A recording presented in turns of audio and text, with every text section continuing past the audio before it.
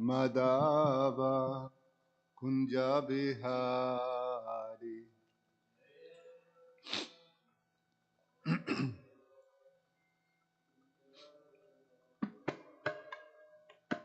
Jaya Radha Madhava Kunja Bihari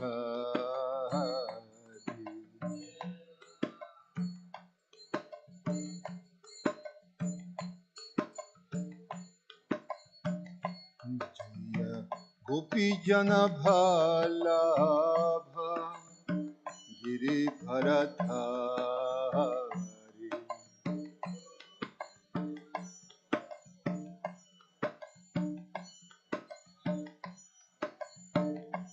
Jaya Gopi Jana Bhalabha Giri Bharadhari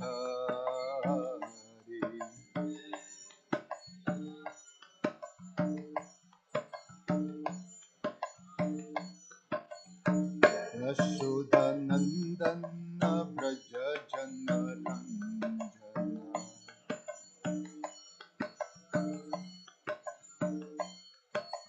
Yashoda Nandana Braja Jana Ranjana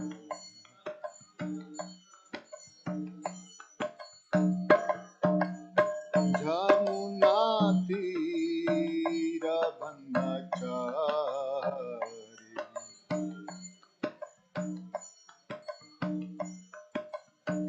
Jamuna Tira Brahmachari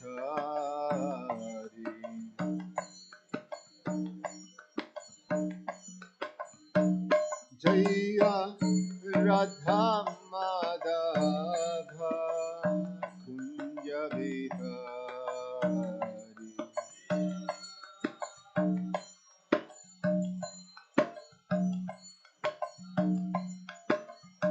Jaya Radha Madhava Kunja Vihari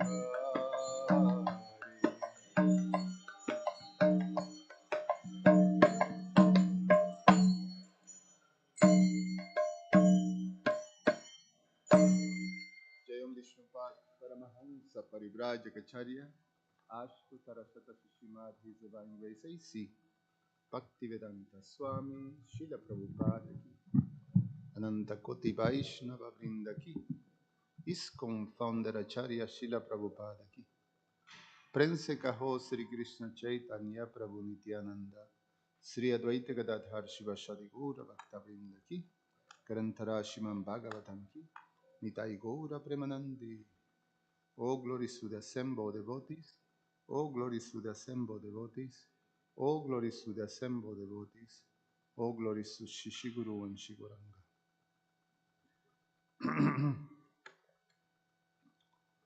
Om Namo Bhagavate Vasudevaya.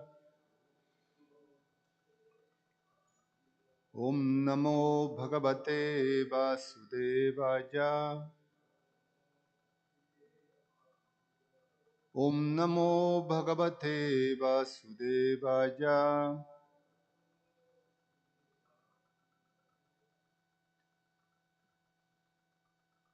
Reading from Srimad Bhagavatam, Canto 10, Chapter 58, Krishna married 5 princesses. Text number 25 to 27.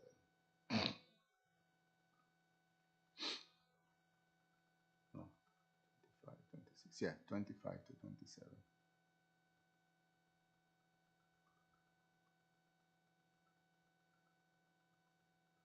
No, let me see. 25 to 27, right? Okay.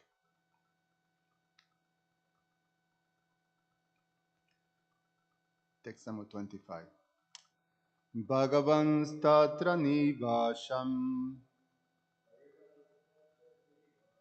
swanam priya chikirshaya Agnaje kandavam datum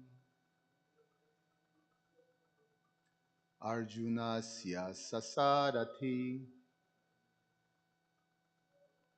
Bhagavanstatra nivasham Swanam priya chikirshaya Agnaye kandavandatum Arjunasya sap Arjunasya sasarati Bhagavanstatra nivasham Swanam priya chikirshaya Agnaye kandavandatum Arjunasya sasarati. Christian. Bhagavantatra nivasham.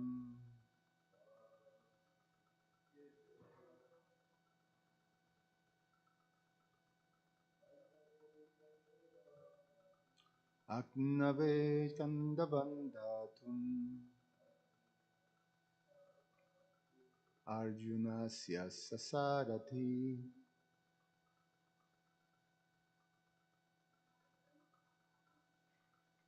Bhagavantatra nivasham. Swanam priya chikirshaya. Agnaye kandavandatum. Arjunasya sasarati. Bhagavan, the Supreme Lord, Tatra, there, Nivasham, residing, Swanam, for his own devotees, Priya, pleasure, Chikirshaya, desiring to give, Agnaye, to Agni, the demigod of fire, Kandavam, the Kandava forest, Datum, in order to give Arjunasya, of Arjuna, Asha, he became Saratihi, the chariot driver. Translation and purport by the disciples of His Divine Grace A.C. Bhaktivedanta Swami, Srila Prabhupada Ki Jai. The Supreme Lord stayed in that city for some time to please his devotees. On one occasion, Sri Krishna wanted to give the Kandava forest as a gift to Agni, and so the Lord became Arjuna's charioteer. Purport. Srila Jiva Goswami explains the sequence of events that occurred during Lord Krishna's stay with the Pandavas. He stated that first the Kandava forest was born, then Kalindi was found, then the city was constructed, and then the assembly hall was presented to the Pandavas. Text number 26. Soknis tushto danur adat dayan swetam ratam ripa Arjuna yakas Arjuna kshayuta Arjuna yakshayau tanau tunau Barmacha Bhedyam Astribhi. Translation. Being pleased, O king, Lord Agni presented Arjuna with a bow, a set of white horses, a chariot, a pair of inexhaustible quivers, an armor that no fighter could pierce with weapons. Text number 27. Majascha mochito bane shobam shakya upaharat jasmin duryodhanasyaji jalastala drishi brahma. Translation. When the demon Maya was saved from the fire by his friend Arjuna, Maya presented him with an assembly hall. in which Duryodhan would later mistake water for a solid floor. Om Jnana Timirandasya Jnananjana Shalakaya Chakshur Ummilitam Yena Tasmai Sri Gurube Namaha Namo Vishnupadaya Krishnaprasaya Bhutale Srimate Rumapada Swami Iti Namine Namo Vishnupadaya Krishnaprasaya Bhutale Srimate Bhaktivedanta Swami Iti Namine Namaste Saraswati Deve Gauravani Pracharine Nirveshesha Shunyavadi Pashatyade Shatarine Vanchakalpatarubhyascha Kripasindubhya Evacha Patitanam Pavanevyo Vaishnavevyo Namo Namaha.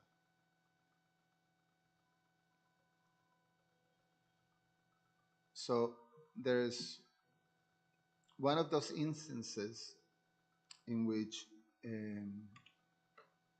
our Vaishnava acharyas sort of have something that appears to be a discrepancy in their breakdown or explanations of this past tense of the Lord.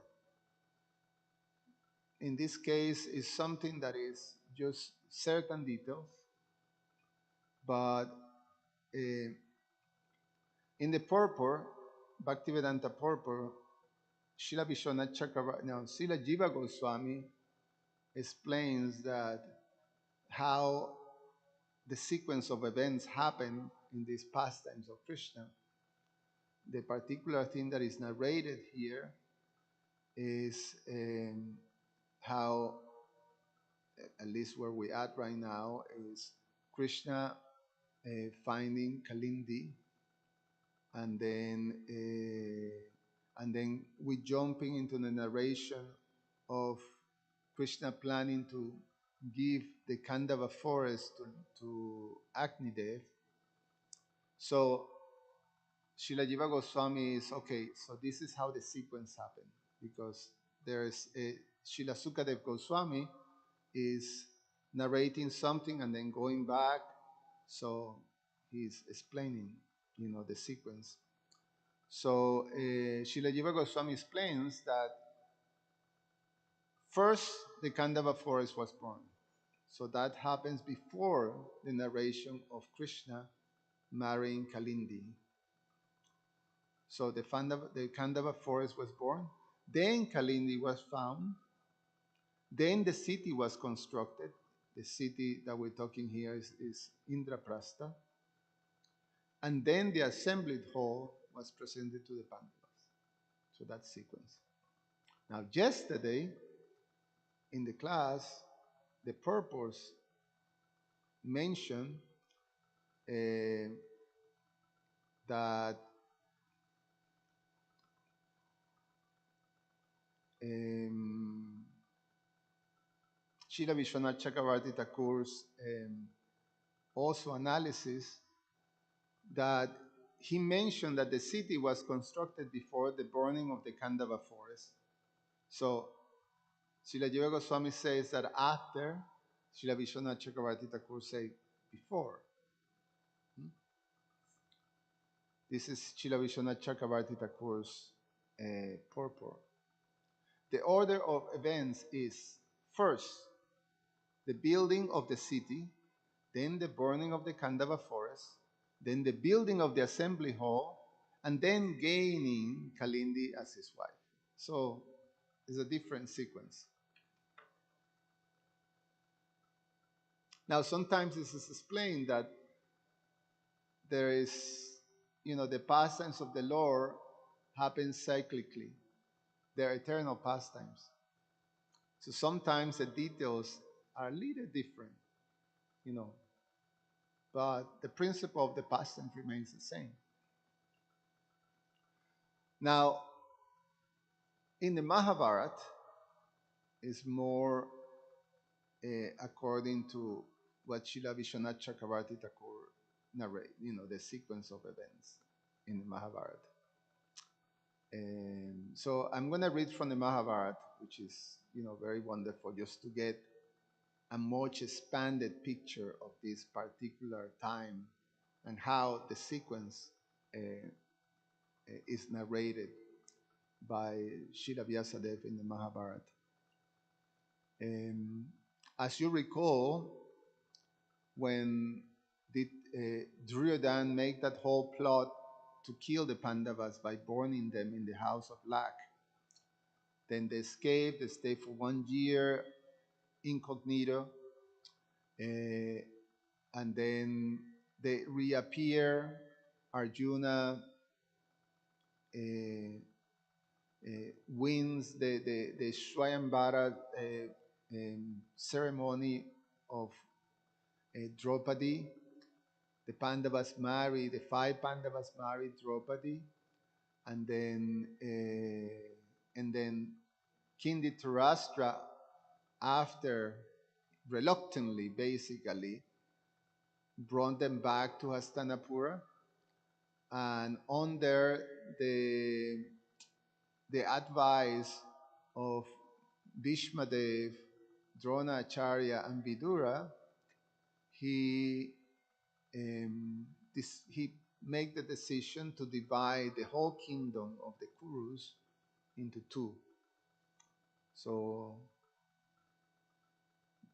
Duryodhan will remain in Hastinapura and rule over half of the kingdom, and Yudhishthira will be given the other half and be crowned the king of that half that is part of this Kandava Prastha, which was an ancient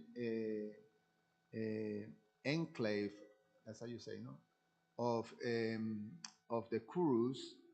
It was an ancient capital of the Kurus, but has been cursed and converted into a complete uninhabited region.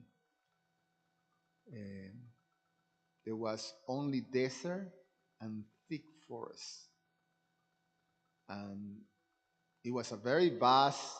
It's explained that it was a very vast tract of land, but it was completely deserted, uninhabited, and nothing there, basically, and course on the top of that.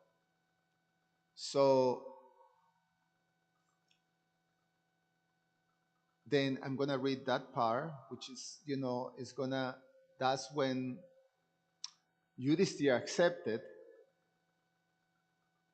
as Dharma personified. Yudhishthira was always very proper. So he accepted gracefully, although, Bhishma and Dronacharya and Krishna present, they will look at each other.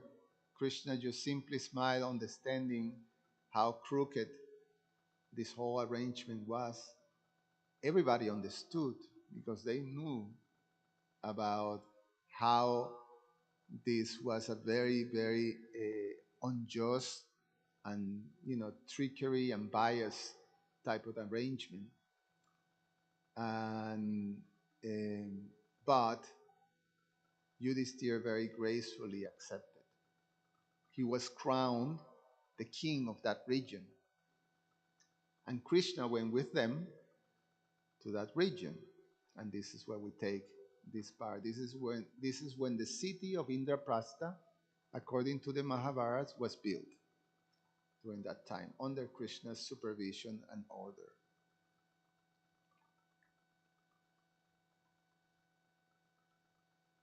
So this is chapter 12 of the Mahabharata, just skipping some parts. And we go to after the coronation of coronation of Maharaj Yudhishthira. The Pandavas arranged to depart. Having worshipped the gods and taken their leave from the Kuru elders, they left with Krishna at the head of their procession. The sage Vyasadeva also accompanied them as they journeyed to the northern region of Kandava. With his assistant, the brothers selected an auspicious tract of land upon which to found a city. They performed the appropriate Vedic rites to invoke the god's presence. Then Krishna sat with the rishi and summoned Indra. The deity appeared blazing like fire. He bowed before Krishna and asked, quote, "What shall I do for you at this time, my lord?" End of quote. Krishna asked him to arrange for a city to be constructed for the Pandavas. He told Indra to sprinkle his heavenly nectar across the land so it would again become rich and fertile, saying, quote, "So be it." Indra called for Vishwakarma, the architect of the gods. After being instructed by Indra, he began to work on the city. So there is a description now of the city that Vishwakarma uh, uh, built. All around the site, granite walls rose to the sky. Vishwakarma constructed white palaces and mansions, whose windows looked like the divine eagle's Garuda outstretched wings. So, the windows were like big, eagles' wings. The city was protected by massive dark gates that resembled clouds. No weapon could assail them. Deadly darts and other missiles were placed along the tops of the defensive ramparts. The turrets were filled with powerful men, all highly trained in warfare and with all weapons at their disposal. The city was surrounded by delightful woods full of blossoming and fragrant trees.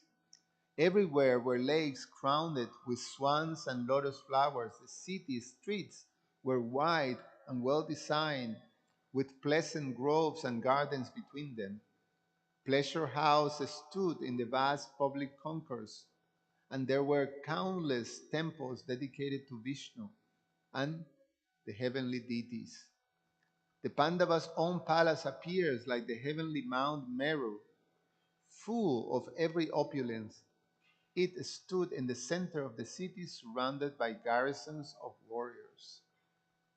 So the narration goes, many Brahmins were attracted to the city, and the city was to be known now as Indraprastha. So, so many citizens, Vaishyas, artisans, pious citizens, they all became attracted and became citizens of Indraprastha. Indraprastha became uh, under the rule of Maharaj Yudhisthira, became so powerful, that kingdom, that immediately it started to be a much more powerful and prominent kingdom than the Hastinapura, the kingdom of the Kurus. And many kings, are starting to be influenced and being under the jurisdiction of Maharaj Yudhisthira. And so Krishna stays in that time for several months. That's, part of the narration that we have here before. He's there for several months with them. And during that time, Draupadi became very close, fully developing her prema for Krishna, and, devotional service. Krishna left, then Narada Muni arrives, and Narada Muni is when he advised the Pandavas to make an arrangement, a very structured arrangement of how they're going to associate with Draupadi, because there were the five of them were married to the one queen, Draupadi. So Narada was advising them that if you don't make a structured arrangement, then there is every possibility that there will be conflict between the brothers. And he narrated the story of two powerful Danavas, or celestial demons, who were brothers, and they were always so close. Everything they do together, they were very, very connected. And they were so powerful that they gave the benediction that they will not be able to be killed by anyone but themselves. The only one who can kill, the only way they can be killed is that they kill each other. But of course, they were so close. Sometimes we see twins are like that. They're almost like one person. Uh, so they were like that. There was no question of they're fighting with each other. But Brahma, I mean, they became so powerful that basically they terrorized the whole universe. So in order to defeat them, Brahma devised this plan to create a beautiful, beautiful Apsara, heavenly lady who, um, went to them when they were intoxicated, and as they saw, they became immediately they want the Apsara for themselves. And then they started to argue, and the argue escalated, and then at the end they kill each other for that. So Narada makes examples that, just make sure you create this arrangement. So the Pandavas followed the instruction. They created the arrangement that each one of them, they will have a very, uh, um, a structured time that they will spend, and they will have the, how you say, that no one will disrupt, there is, I skipped the word, my English computer. Um, uh,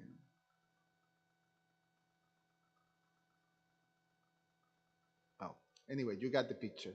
So they have only one of them can be at the time in association with Draupadi, and no one will interrupt. And if someone interrupt, then there will be consequences. And the consequence is that they will be exiled for 1 year. They have to go into the forest for 1 year with no association throughout the year with Draupadi. And they happily did that. And so when a whole year and the kingdom flourished and the Pandavas, you know, everything was very peaceful. Draupadi was serving all her husbands in that way, and they were all very, very peaceful. Everything was very, very nice. But on one occasion, one Brahmana came to the door of the palace of the Pandavas, and then by the door he started to say, call for the king, that he's being assaulted. Some thieves have taken his property, so he needs to be protected. So he called for this protection. That how is it that in the kingdom of the Pandavas of Maharaj Yudhisthira, this type of crimes have been committed? He called and called for justice. Arjuna heard this, and at that time, it happens that was the time of Yudhisthira to be with Draupadi. But when Arjuna heard this, he immediately told the Brahmana, don't worry, we will take care of that. So Arjuna went to pick his weapons, but then he realized that Yudhisthira was in the room where the weapons were with Draupadi alone. So by the vow that they made, he was not to interrupt that. So he was in this conflict. If he interrupt, he will break the agreement. But if he doesn't interrupt, then Maharaj Yudhisthira fame and his character will have a blemish, because this Brahmana will accuse him of failing in his duty to protect him.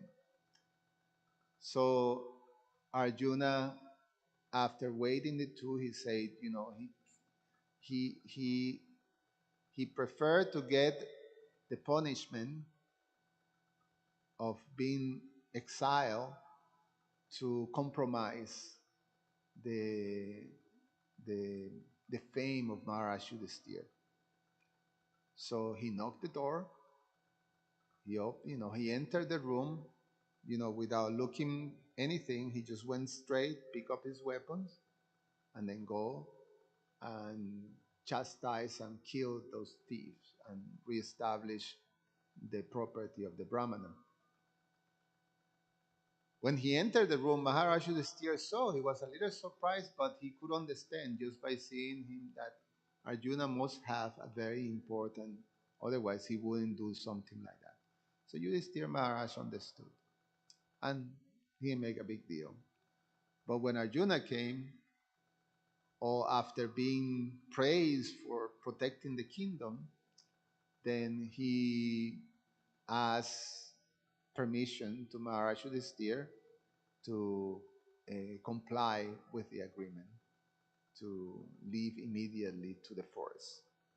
Maharaj Yudhisthira tried to persuade him, saying, "No, there was this, you don't have to do that. This was an emergency," and like that. But Arjuna insisted, so Arjuna went into this whole year of exile. This is important because it leads for, it gives you the full picture of how all these events happens that we now hear in the Bhagavatam.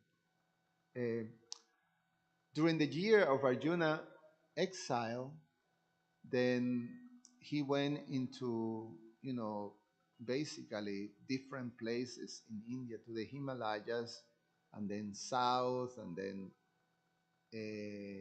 all the way to Dwarka. So he went, from Hastinapura here in the north of India. So he went to the Himalayas, and then went around all the way to the west part of India, where Dwarka is, and then back to the north.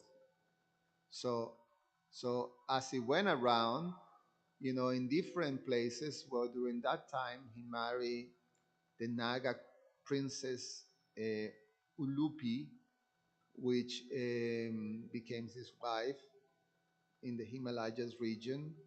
Then he also married another beautiful princess in Manipur. So the Manipuris, we have our several devotees from Manipur here who are connected. They have this Kshatriya tradition that dates back all the way to Arjuna and Arjuna's descendants, like that. So eventually he made it to Dwarka, and in Dwarka was when we're gonna hear the narration later in the Bhagavatam of Arjuna marrying Subhadra Maharani. So during that time, under Krishna's arrangement, and that also created a great upset for Lord Balaram. Balaram has promised Subhadra to Duryodhan, just to add to the, to the whole Duryodhan hatred of the Pandavas. And Subhadra, of course, was, her the fame of her qualities and beauty were pretty much, the whole world will know about it. And so Arjuna kidnapped Subhadra and married Subhadra in that way. So after Krishna makes the whole arrangement, he pacified Lord Balaram. Then they got married, and they stayed in Dwarka for some time, and now they're going back to to Indraprastha. So that's what we picked up So, chapter 14 of the Mahabharata is this burning of the forest of Kandava. And that's where we pick up. So, and I'm going to read that chapter.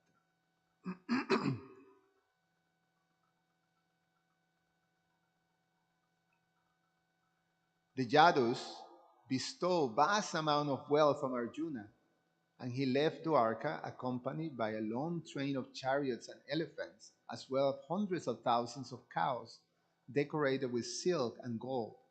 Subhadra rode with him on a fine golden chariot drawn by tall white steeds. They soon arrived at Indraprastha, and Arjuna went straight to Yudhishthir. He claps his feet and then worshipping him according to Vedic injunctions. Arjuna then worshipped Daumya and the other rishis in the royal court. When the ceremonies were complete, his brothers embraced him with tears in their eyes and asked him to relate to them all his adventures. After spending time with his brothers, Arjuna went to see Draupadi. Uh-oh. Draupadi was not happy. As he entered her chamber, she turned away from him and said, quote, "Oh, Arjuna, what brings you here at this time? You should go and be with your new bride. That daughter of the Satwata race must be missing you now." End of quote. Draupadi was annoyed.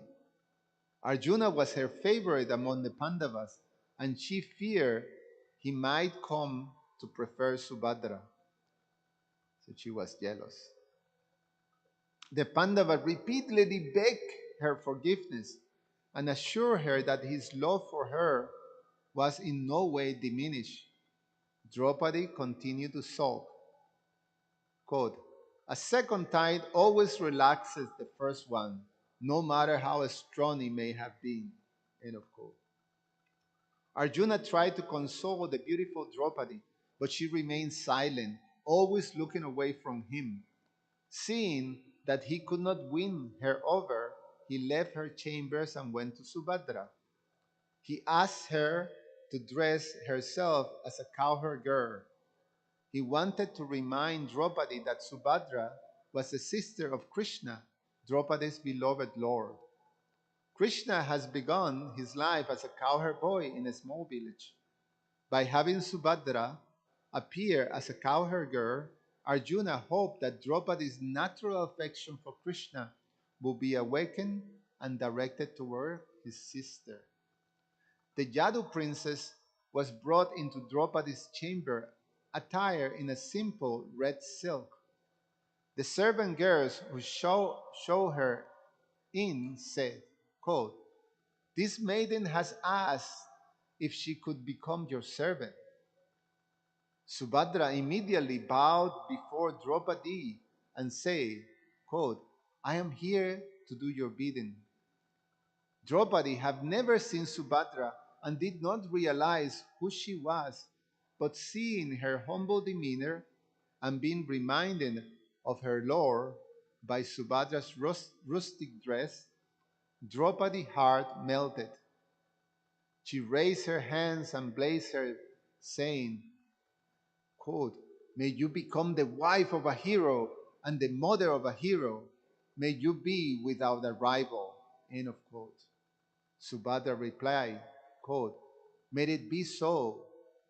She then introduced herself. "I am Subhadra, Krishna's sister."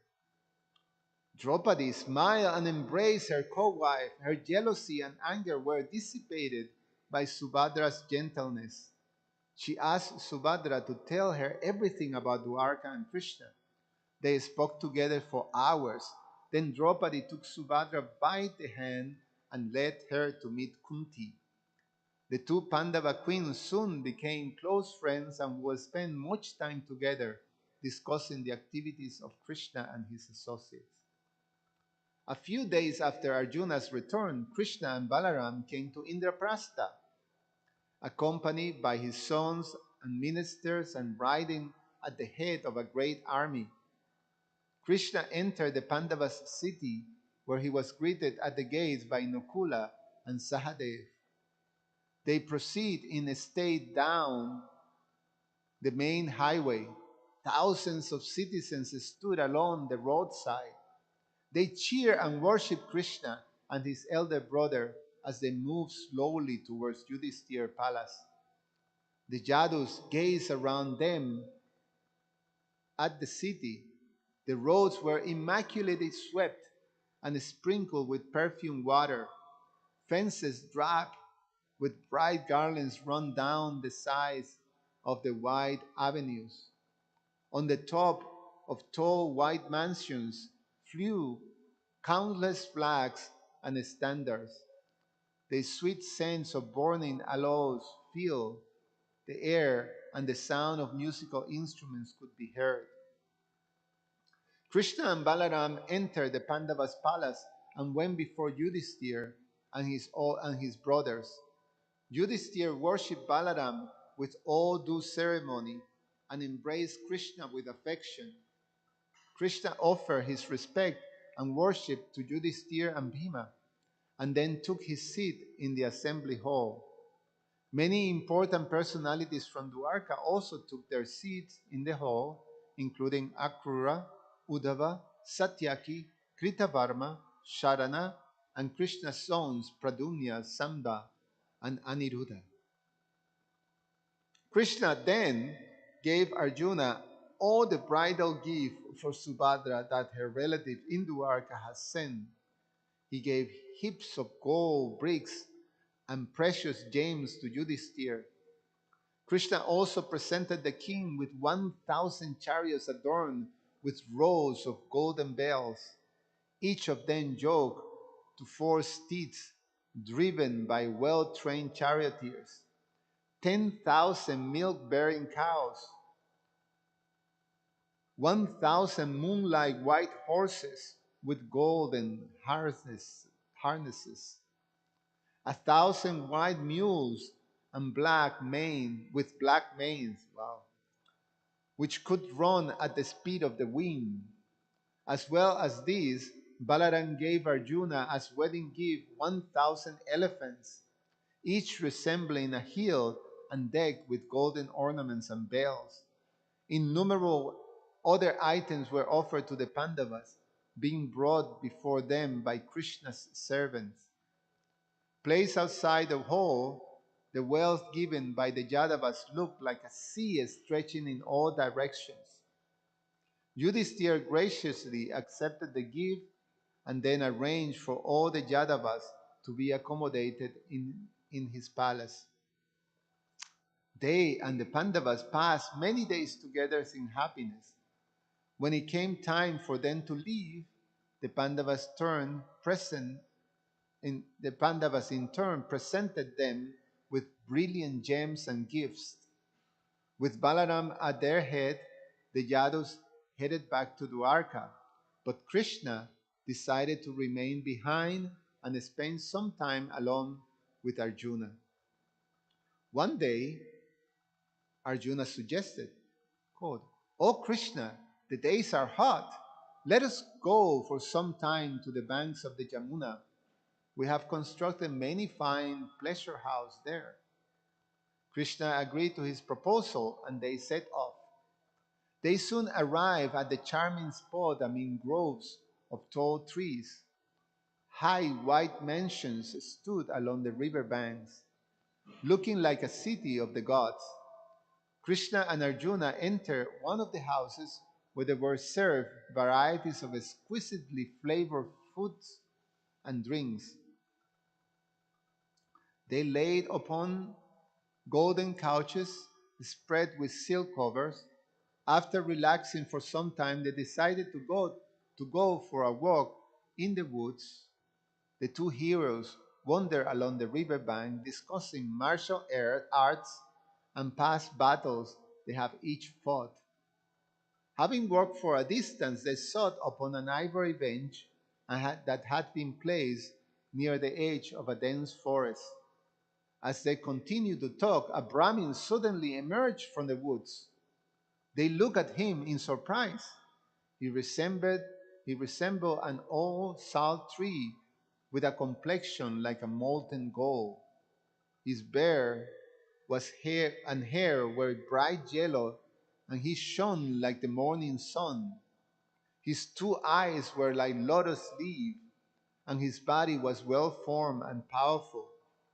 As the Brahmin approached them, blazing like fire, Krishna and Arjuna stood up and awaited his order.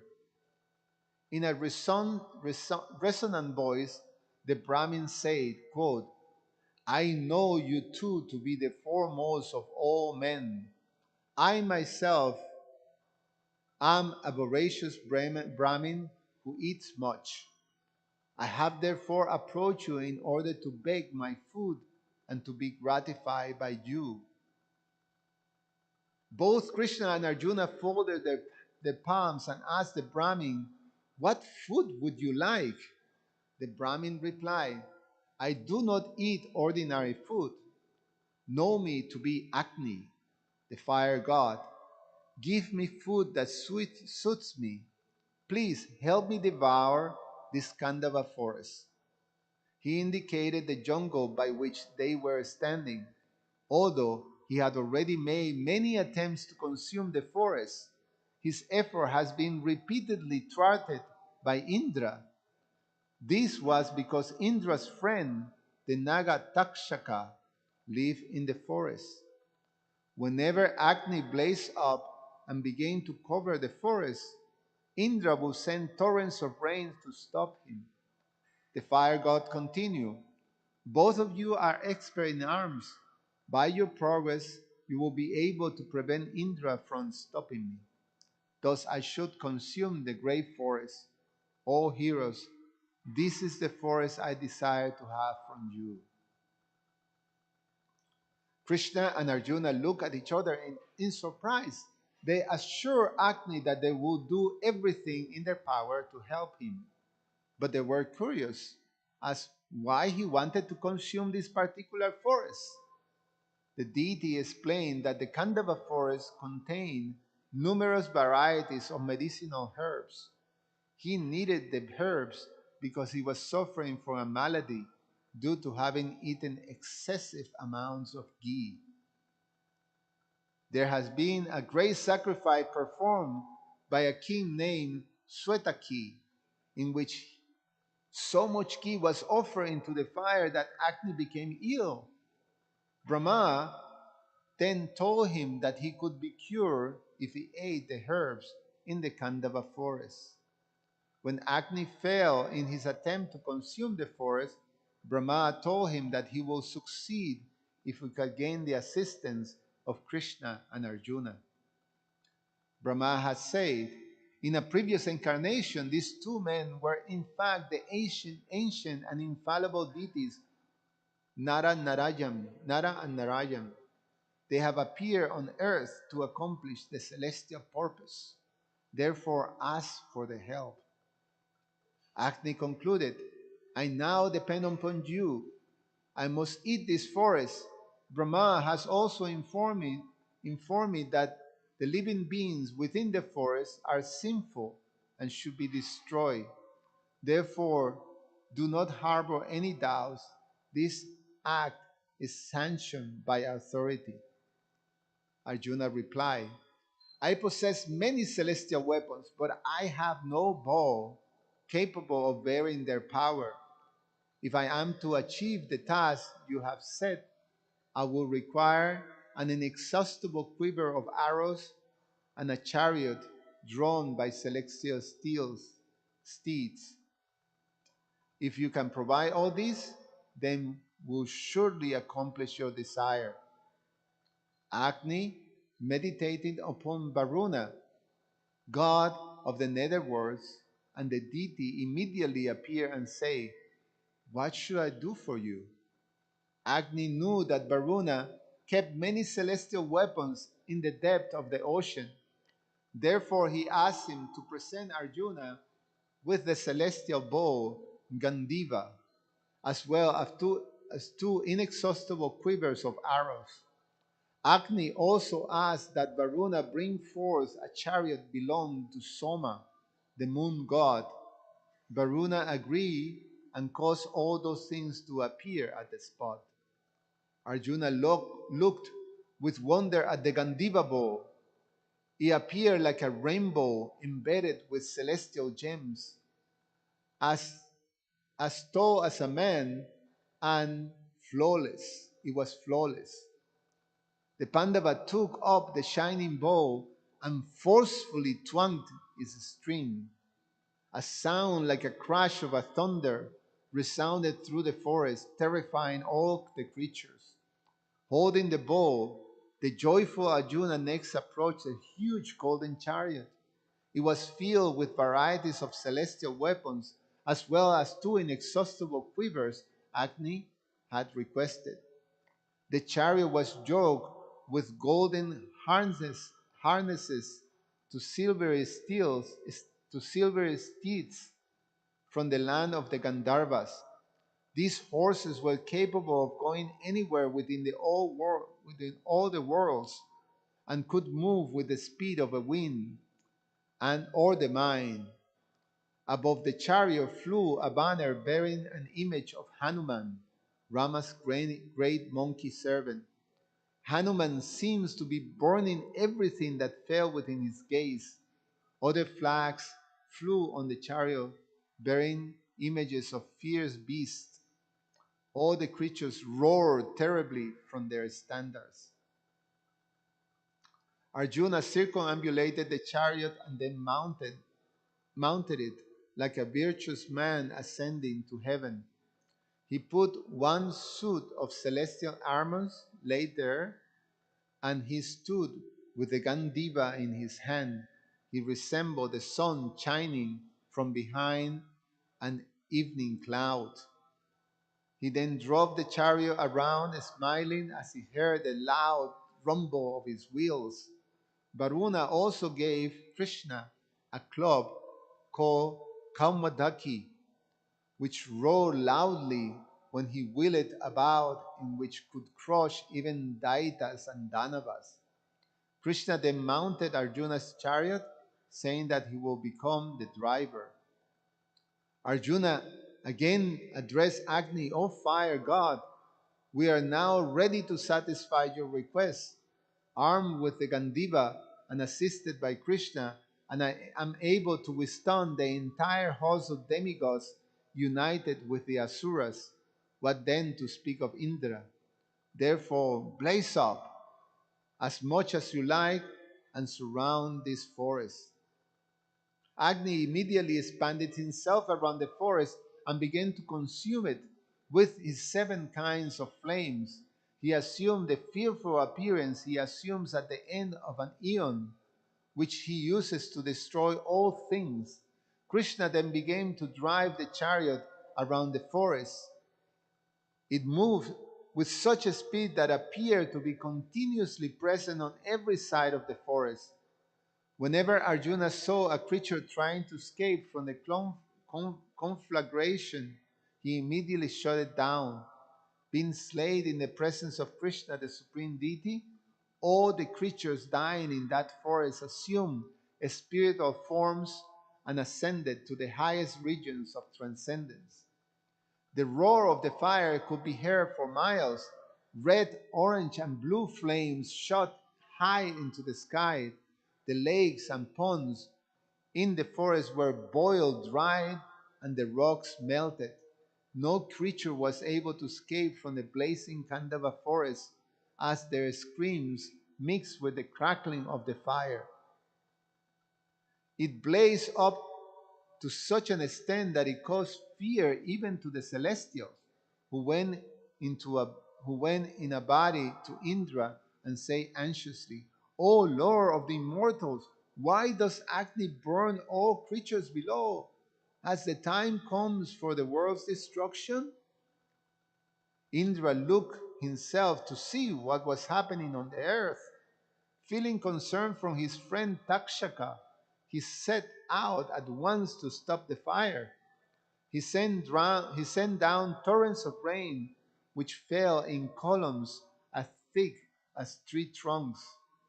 But the rain was turned into steam by the heat of the fire, even before it reached the forest below. Indra then became angry and amazed huge clouds over the forest, which doubled the volume of rain, with its flames and smoke rising up, and with lightning and sheets of water falling from the sky. The forest became terrifying. Arjuna saw Indra's attempt to put out the fire and sent hundreds and thousands of arrows in a tight network over the forest. That net of arrows acted as a vast umbrella and completely checked the falling of rain. The Naga king Takshaka was not present in the Kandava, but his wife and son were caught in the blaze. They flew swiftly upward, and they were seen by Arjuna. He instantly fired an arrow which severed the snake lady's head. He then trained another arrow upon Takshaka's son, Asosena. Seeing this, Indra raised a violent wind around Arjuna, which temporarily deprived him of his senses. Asosena escaped and disappeared into the sky. As he regained his senses, Arjuna became angry with Indra. He shouted a challenge to the god and covered the sky with his arrows. Indra too became angry with Arjuna and released his tremendous thunderbolt weapon. Without delay, Arjuna invoked the Vaya weapon, which dispersed a huge black cloud. That powerful wind weapon completely dispelled the energy of Indra's thunderbolt and lightning flashes. The sky became clear and a gentle breeze began to blow. Agni blazed up even more, fanned by the breeze and fed with the fat of bodies burning in the forest. He filled the sky with his roars. It's a little more to go, and it's 8:35, so I'm going to read for 10 more minutes.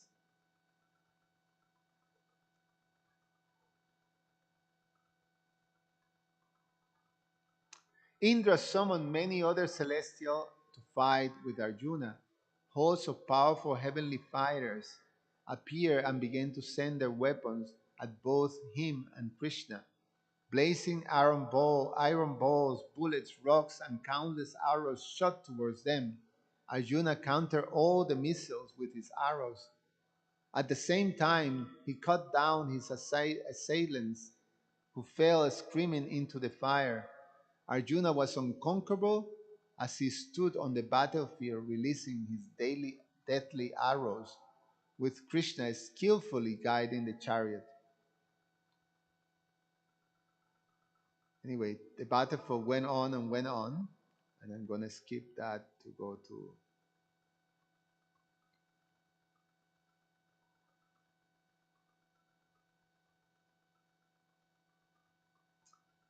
So, little further, as the battlefield goes.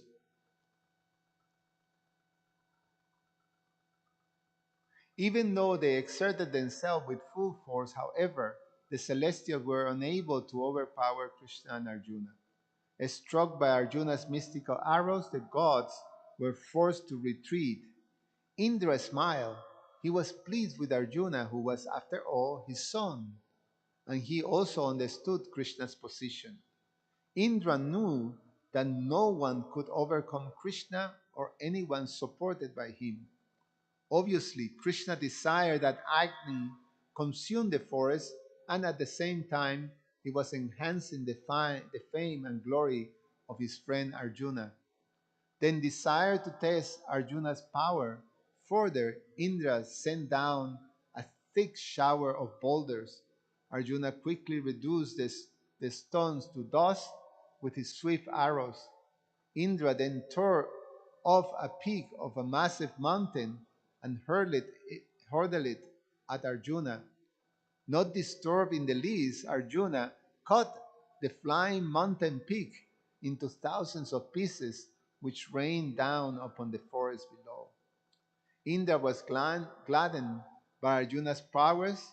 He ordered the celestials to withdraw, and he did so.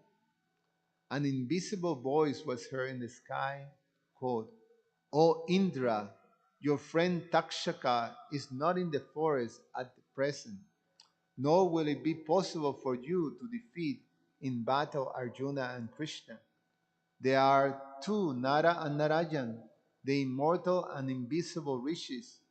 They are worthy even the gods' worship.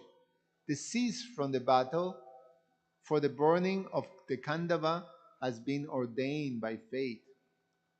Having heard that voice, which they knew belonged to the universal creator Brahma, the gods retired to their own abodes. For 15 days, Agni continued to consume the forest along with its inhabitants. As the forest was destroyed, hordes of Rakshasas, Danavas, and Nagas rushed out of fear.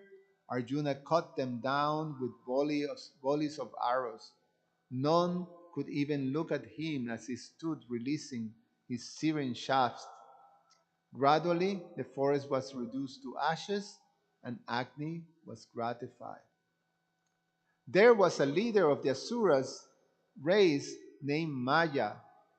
He was been dwelling in the Khandava. Having hid himself on the ground, he now rushed out of the forest and tried to escape. Agni chased that Asura, and Krishna raised his discus weapon, Sudarshan, ready to kill him. The intelligent Maya ran to Arjuna and fell at his feet. O Arjuna, I seek your protection. Save me. I supplicate myself before you.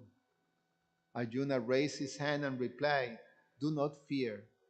He could not refuse to protect anyone who sought his shelter.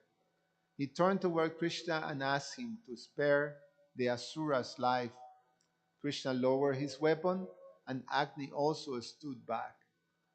As the flames in the forest died down, Indra again appeared before Arjuna and Krishna. Agni stood next to him, and he said, O Partha, O Keshava, you have achieved that which could not be achieved by any celestial. Please please ask from me any boon you desire. I'm very much pleased. Arjuna asked Indra for all his celestial weapons. Indra smiled and replied that he will indeed give him the weapons, but not yet. When Shiva will give Arjuna his Pashupata weapon, then Indra will bring him to heaven and give him all the fire and wind weapons. That time will come in the future. Krishna then asked that his friendship with Arjuna may last forever, and Indra said, It shall be so. Finally, Agni said, I also wish to give you a boon. Just as I pervade this universe, so by my power will you be able to go anywhere you desire within the universe. The gods then returned to the heavens. As Krishna and Arjuna made their way back to their mansion, Maya approached them. He bowed at Arjuna's feet and said, O son of Kunti, you have saved me from the angry Krishna and the hungry Agni. Tell me, what can I do for you in return? Arjuna replied, I cannot take anything from you to repay me. This is my firm principle. I act only out of duty. It was my duty to save you, and therefore you bear me no obligation. Go in peace. Maya praised Arjuna's virtue, and he insisted upon doing something for the Pandavas. I simply wish to please you, O Partha. You need not to see it as repayment. Arjuna again said that he could not accept anything from Maya. I do not want to frustrate your desire. If you want to please me, then do something for Krishna. That will be more pleasing to me than anything else. Maya turned and looked expectantly at Krishna, who was smiling softly. After reflecting for a moment, he said, You are the architect of the celestial demons. If you wish to please me, then build a splendid assembly hall for Yudhisthira. The like of this hall should not be found anywhere in the world. It should contain the features of celestial architecture and be impossible for anyone else to emulate. The Asura's skill were well known to Krishna. Maya has constructed many wondrous edifices in the higher planets for the Daitas and Danavas. Maya then assented to Krishna's request and accompanied him and Arjuna back to Indraprastha, where he was introduced to Yudhisthira. The eldest Pandava marveled at as Arjuna narrated the story of how the Kandava forest was burned. He received Maya with honor and discussed the whole with him. After much thought, Maya drew up a design. He then began to consider where to find the necessary materials for constructing the celestial hall. He told the Pandava that he needed to go to the Himalayas. I have left there a large quantity of wrought diamonds and other precious stones of every description, include those not found on this earth. I should go and fetch them. Maya explained that he has formerly been engaged by Brishaparva, the king of the Danavas, to construct sacrificial altars for the Asuras. He had gathered all kinds of celestial materials which he had stored at Bishaparva's house high up in the Mainaka mountain. There was also a great club with which Brishaparva had once withstood the gods in battle. Maya will bring that club oops, uh, equal to 100,000 ordinary clubs and give it to Bhima. He will also fetch from the depths of the lake of Mainaka the large celestial conch shell known as Devata for Arjuna. If Arjuna blew that conch on the battlefield, it will shatter his opponent's hearts. Having gained Yudhisthira permission, the Ashura left quickly for the north. He found all his wealth guarded by the Yakshas and Rakshasas, and with their assistance, he brought it back to Indraprastha. After presenting the club to Bhima and the conch shell to Arjuna, he commenced his work. It's chapter 12. So, I stop here. We're over time. So, I hope you enjoy it. Grantara Srimad Bhagavatam ki jai.